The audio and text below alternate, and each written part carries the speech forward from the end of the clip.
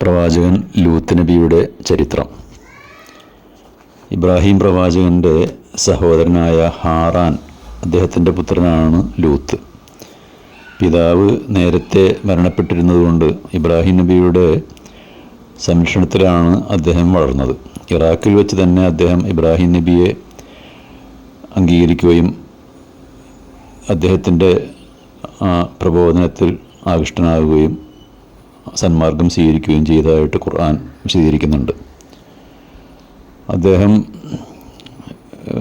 ഇറാഖിൽ നിന്ന് ഇബ്രാഹിം നബിയോടൊപ്പം ഈ ഫലസ്തീനിലേക്ക് വരികയും അങ്ങനെ ഇന്നത്തെ ഇസ്രായേൽ ഉൾപ്പെടുന്ന സദൂം എന്ന പട്ടണത്തിലാണ് അദ്ദേഹം ജീവിച്ചിരുന്നത്.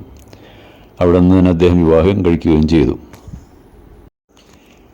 ഈ സദൂം സമൂഹം ചരിത്രത്തിലെ ഏറ്റവും വൃത്തികെട്ട ജനതയായിരുന്നുവെന്ന് ചരിത്ര ഗ്രന്ഥങ്ങളിലൊക്കെ പറയുന്നുണ്ട്. ഖുർആനിലും അതേപോലെ തന്നെ ബൈബിളിലൊക്കെ അവരെക്കുറിച്ച് രേഖപ്പെടുത്തപ്പെട്ടിട്ടുണ്ട്.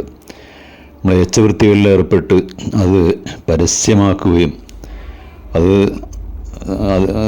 പരസ്യമായി ചെയ്യാൻ മടിയില്ലാത്ത നിർലജ്ജരായ ഒരു വിഭാഗമായിരുന്നു അവർ. സ്വർഗഭോഗമായിരുന്നു അവരുടെ ദുഷിച്ച രീതി. സ്വർഗഭോഗിയുടെ സമൂഹമായി മാറി. അതോടൊപ്പം ബഹുദൈവവിശ്വാസവും മറ്റ് കുറ്റകൃത്യങ്ങളിലൊക്കെ അവർ മുൻപന്തിയിലായിരുന്നു. ഈ പ്രവാചകൻ ലൂത്ത് അദ്ദേഹത്തിൻ്റെ പ്രബോധന പ്രവർത്തനങ്ങളിൽ ഏറ്റവും ഊന്നൽ നൽകിയിരുന്നത് സദൂം സമൂഹത്തിൽ നിലനിന്നിരുന്ന മുഖ്യ തിന്മക്കെതിരെയാണ്.